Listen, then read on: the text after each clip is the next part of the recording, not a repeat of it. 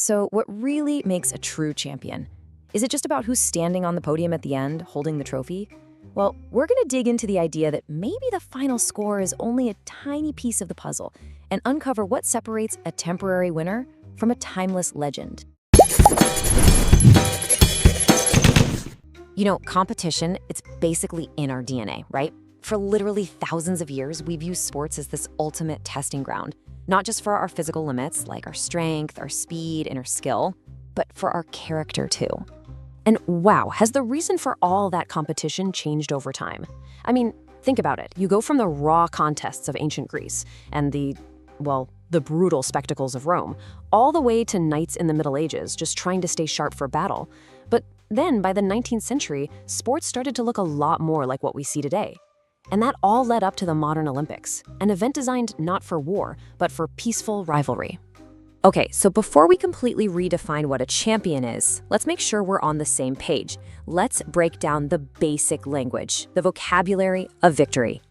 At its most basic, a champion is, the winner. You enter a competition, you come out on top. Pretty simple.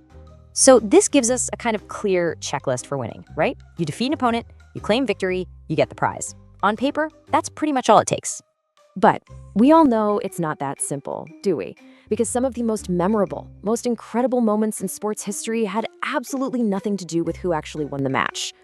Which brings me to a story I want to share. A story about a victory that was defined not by a win, but by someone choosing to lose.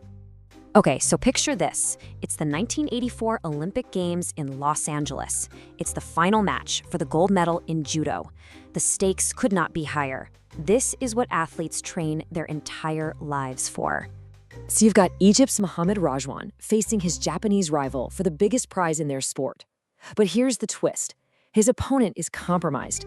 He's fighting with a serious leg injury. And Rajwan knows exactly where his opponent is most vulnerable. His coaches, his team, you can bet they were all telling him the path to gold is simple. Just attack the injury. It was a guaranteed win. And he refused. Just flat out refused. He chose his values over the victory. He chose to compete with honor. So what happened? Rajwan lost. He walked away with a silver medal, not the gold. But what he gained was, it was priceless. He earned the respect of the entire world. In fact, the people of Japan were so moved, they gave him a special award for his incredible sportsmanship. And that story right there gets to the absolute heart of our question. It completely shifts the focus from just winning to the champion's character. So now we can see the difference, can't we? A winner, they're focused only on the outcome, the victory, the medal. But a true champion is defined by how they act. They show respect, they value fair play, and because of that, their impact lasts long after the game is over. They inspire people for generations. This brings us to that core idea, sportsmanship. And it's so much more than just playing by the rules. It's about treating your opponent with genuine honesty and respect. It's the very thing that made Rajwan's loss way more memorable than 1,000 other victories. Because when you boil it all down, the real prizes that sports offer aren't made of gold or silver. They're the principles of fair play, the bonds of teamwork, and the foundation of respect. And really, that's the true power of sport. It's not about dividing us into winners and losers, but about bringing us all together. So how do these moments become legends? Well, it's not just the act itself. It's also about how we tell the story. The language we use is crucial for cementing these moments in history. Think about the simple phrase "used to." It's like a little linguistic time machine. It takes an event that happened in the past and frames it as a part of history, something that once was, but isn't happening anymore. So when we say Mohamed Rajwan used to be one of Egypt's most admired champions, we're talking about his legacy.